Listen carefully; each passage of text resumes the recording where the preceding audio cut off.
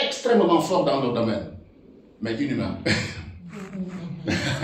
Voilà, je donne ce paradoxe-là.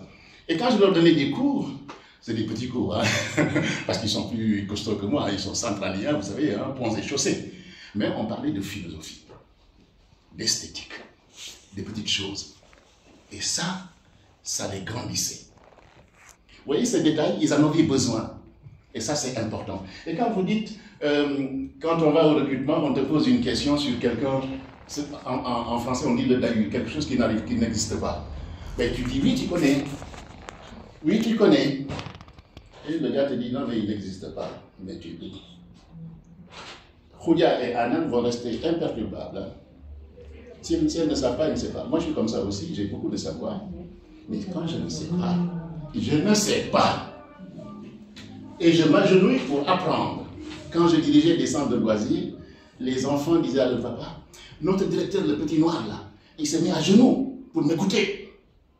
Le papa lui dit, ah bon? Mais il va être intelligent ce gars-là. Je me mettais ce qu'on appelle en phase, ce qu'on appelle la programmation neurolinguistique.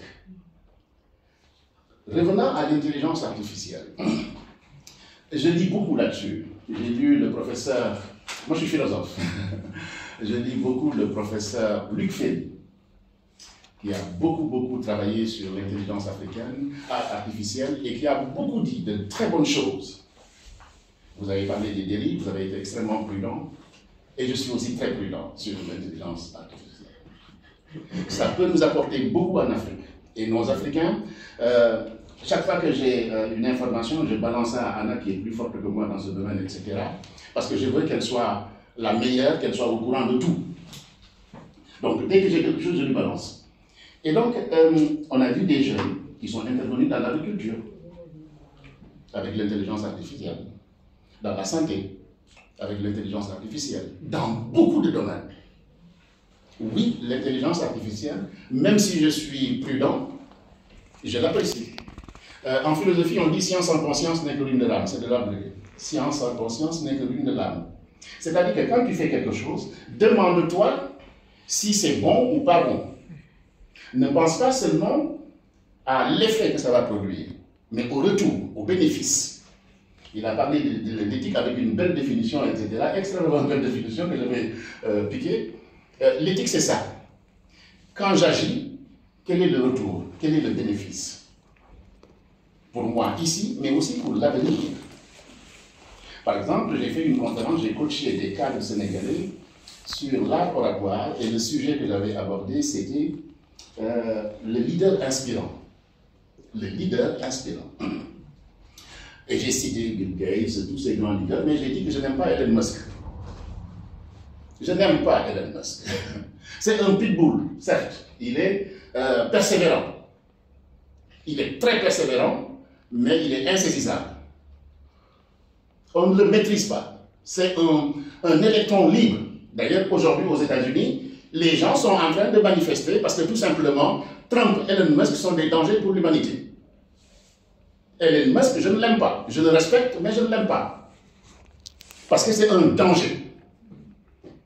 Mais je le respecte, il est persévérant, c'est un pitbull. Il dort dans son usine pour faire avancer les choses.